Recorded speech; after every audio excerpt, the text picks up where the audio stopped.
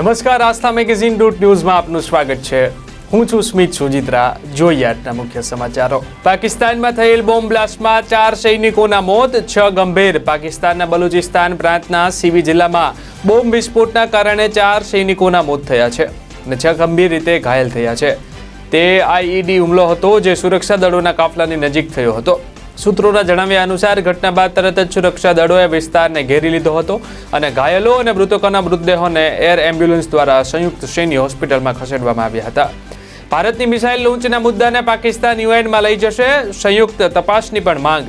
ભારતની supersonic missile ભૂલથી launch થયા બાદ પાકિસ્તાનમાં ખાબકી હતી. આ વિવાદને લઈને પાકિસ્તાને હવે યુએનમાં ફરિયાદ કરી છે. પાકિસ્તાનના વિદેશ મંત્રી શાહ મહમૂદ કુરેશીએ યુએનના સેક્રેટરી જનરલ એન્ટોનિયો ગુટેરેસને ફોન કર્યો હતો અને કહ્યું હતું કે ભારતની આ હરકત બેજવાબદાર હતી. યુક્રેન નાટોમાં નહીં થાય સામેલ, રાષ્ટ્રપતિ ઝેલેન્સ્કીનું સૌથી મોટું નિવેદન. યુક્રેન નાટોમાં નહીં થાય સામેલ, રશિયાએ યુક્રેનમાં મિસાઇલ છોડી ટીવી ટાવર ઉડાવી મૂક્યું. યુક્રેનના ઘણા શહેરો પર હુમલો કરવાનું હજુ પણ ચાલુ. યુક્રેને આ તથ્યને સ્વીકારવું જોઈએ કે તે નાટોમાં સામેલ નહીં થાય. રશિયા સાથે છેડાયેલ જંગ વચ્ચે યુક્રેનના રાષ્ટ્રપતિ ઝેલેન્સ્કી તરફથી સૌથી મોટું નિવેદન સામે આવ્યું છે. ચીન અત્યંત ચેપી સ્ટેલ્થ ઓમિક્રોન વેરિયન્ટના પ્રકોપ સામે ઝઝૂમી રહ્યો છે. ચીનમાં કોરોના મહામારીના શરૂઆતના દિવસોથી પ્રથમ વખત 5200થી વધુ નવા કોવિડ કેસ જોવા મળ્યા, કારણ કે દેશ અત્યંત ચેપી સ્ટેલ્થ ઓમિક્રોન વેરિયન્ટના પ્રકોપ સામે ઝઝૂમી રહ્યો છે. અહેવાલમાં જણાવાયું છે કે ઘણા શહેરોમાં લોકડાઉન લગાવવામાં આવી રહ્યા છે. નવા નિયંત્રણો લાદવામાં આવી રહ્યા છે. જો વૈશ્વિક સ્તરે સરખામણી કરવામાં આવે તો તે મોટી સંખ્યા ન હોવા છતાં તે બેઇજિંગ માટે નોંધપાત્ર સંખ્યા છે. ભારતની એક મિસાઇલે પાકિસ્તાનને હચમચાવી દીધું. અમેરિકાએ આપ્યું સૌથી મોટું નિવેદન. તાજેતરમાં ભારત પર તેની એરસ્પેસનું ઉલ્લંઘન કરવાનો આરોપ લગાવ્યો હતો. એવો દાવો કરવામાં આવ્યો હતો કે ભારત તરફથી જે મિસાઇલ આવી તે પાકિસ્તાનમાં 124 કિલોમીટરની અંદર ખાનવાલ જિલ્લામાં પડી હતી.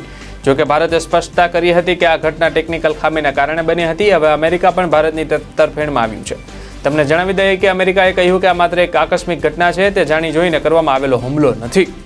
કાશ્મીર ફાઇલ્સ ફિલ્મ અંગે વડાપ્રધાન નરેન્દ્ર મોદીએ કહ્યું, ટીકાકારો રઘવાયા થયા છે.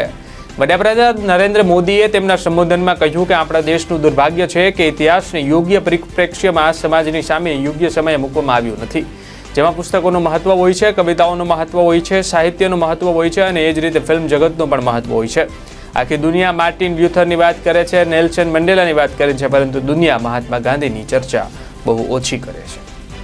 કર્ણાટક રાજ્યમાં 74 દિવસથી ચાલતા હિજાબ વિવાદનો આવ્યો કાનૂની ઉકેલ. કર્ણાટકની સ્કૂલ અને કોલેજમાં હિજાબ પહેરવા બાબતે છેલ્લા 74 દિવસથી વિવાદ ચાલતો હતો. તેનો રાજ્યની હાઈકોર્ટના ચુકાદાથી અંત આવ્યો છે. હિજાબ પહેરવાનું સમર્થન કરનારા પક્ષનું માનવું હતું કે સ્કૂલ યુનિફોર્મના સ્થાને હિજાબ ધર્મનો અનિવાર્ય હિસ્સો છે. આ સંદર્ભમાં અરજીનો ચુકાદો આપતા હિજાબ પહેરવો એ ધર્મની અનિવાર્ય બાબત છે એ માનવાનો ઇનકાર કરી દીધો છે. હાર બાદ કોંગ્રેસ એક્શનમાં 5 રાજ્યોના પ્રદેશ અધ્યક્ષના રાજીનામા માંગ્યા. 5 રાજ્યોની વિધાનસભા ચૂંટણીમાં કારમી હાર બાદ કોંગ્રેસ એક્શનમાં આવ્યું છે. કોંગ્રેસના કાર્યકારી અધ્યક્ષ સોનિયા ગાંધીએ 5 રાજ્યોના પ્રદેશ અધ્યક્ષના રાજીનામા માંગ્યા છે. કોંગ્રેસ અધ્યક્ષ સોનિયા ગાંધીએ ઉત્તર પ્રદેશ, ઉત્તરાખંડ, પંજાબ, ગોવા અને મણિપુરના પીસીસી પ્રમુખોને પીસીસીના પુનર્ગઠન માટે રાજીનામું આપવા જણાવ્યું છે. રણદીપ સુરજેવાલાએ ટ્વીટ કરીને આ અંગેની માહિતી શેર કરી છે. પંજાબમાં નવજોતસિંહ સિંધુ પ્રદેશ અધ્યક્ષ પદની જવાબદારી નિભાવી રહ્યા છે, જ્યારે યુપીમાં અજયકુમાર લલ્લુ પીસીસીના વડા છે. આ સિવાય ઉત્તરાખંડના પ્રદેશ કોંગ્રેસની કમાન ગણેશ કુડિયાલ પાસે છે. ગોવામાં ગિરીશ ચોંડંકર પીસીસી અધ્યક્ષ હતા, જેમણે ગોવામાં કોંગ્રેસની હાર બાદ પોતાના પદ પરથી રાજીનામું આપી દીધું છે.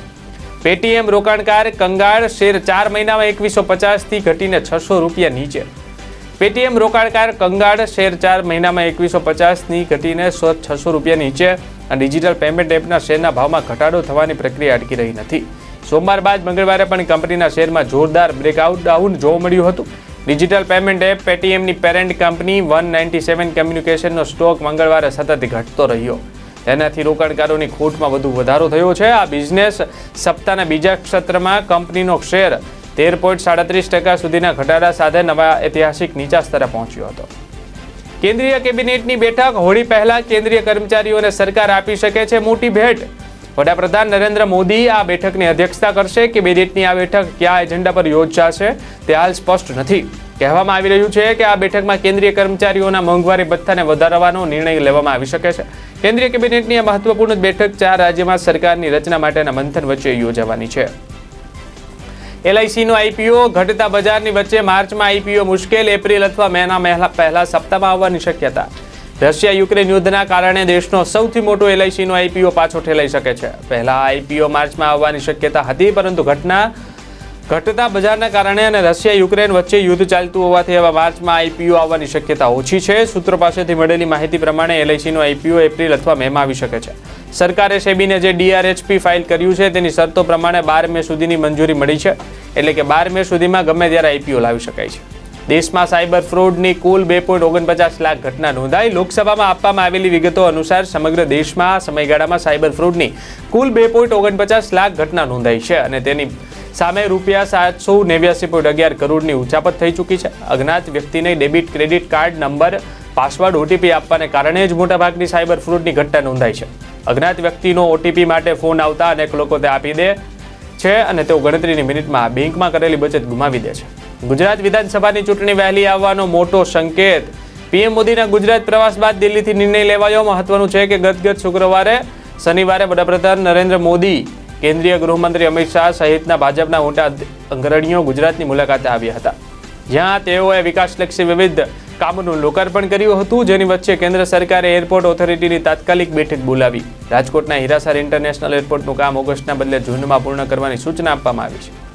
ઉનાળાની શરૂઆત સાથે જ રાજ્યમાં યલો એલર્ટ જાહેર. છેલ્લા 3 દિવસથી બેવડી ઋતુનો અનુભવ થઈ રહ્યો છે. સવારે ઠંડી સાથે ધુમ્મસ જોવા મળે છે, તો બપોરના સમયે પંખા ચાલુ કરવા પડે એવી સ્થિતિ છે. પણ હવામાન ખાતાની મહત્વની આગાહી અનુસાર આગામી દિવસોમાં આકરો તાપ સહન કરવા માટે તૈયાર રહેવું પડશે. ઉનાળાની શરૂઆત થઈ ચૂકી છે. આ વખતનો ઉનાળો આકરો રહેવાની પૂરી શક્યતાઓ છે એવી આગાહી હવામાન ખાતાએ કરી છે. માર્ચ મહિનાની શરૂઆત છે, ત્યાં સૂર્ય દેવતા અગન વરસાવી રહ્યા છે. દિલ્હી મુંબઈ જવા માટેની ફ્લાઇટ નિયમિત મળશે. એર ઇન્ડિયામાં ટ્રાફિક સતત વધારો. દિલ્હી મુંબઈ જવા વધારાના ટ્રાફિકને પહોંચી વળાય એ માટે એરલાઇન્સે અગાઉ રદ કરેલી ફ્લાઇટ શરૂ કરવા માટેની વિચારણા હાથ ધરી છે. આ ફ્લાઇટ શરૂ થયા બાદ દિલ્હી મુંબઈ જવા માટેની ફ્લાઇટ નિયમિત મળશે. જોકે રાજકોટ સૌરાષ્ટ્રમાં ફરવા માટે અનેક બિઝનેસ ડીલ માટે જયપુર કોલકાતા જવા માટે ઘસારો રહેતો હોય આગામી દિવસોમાં આ ફ્લાઇટ શરૂ કરવામાં આવે તેવી સંભાવના છે.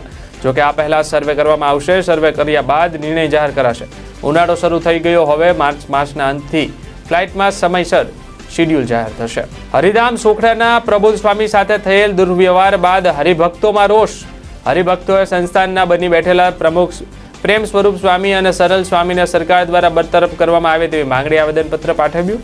હરિધામ સોખડા સ્વામિનારાયણ સંસ્થામાં પૂજ્ય હરિપ્રસાદ સ્વામીની વિદાય બાદ વિવાદ સતત વધી રહ્યા છે.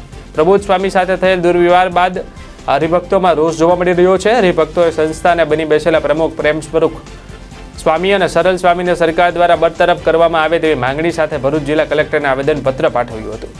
સુપ્રીમ કોર્ટે કહ્યું, ભાડુઆત કોઈ મજબૂરીની સ્થિતિમાં ભાડું ચૂકવી શકતો નથી તો તેને ગુનો માની શકાય નહીં.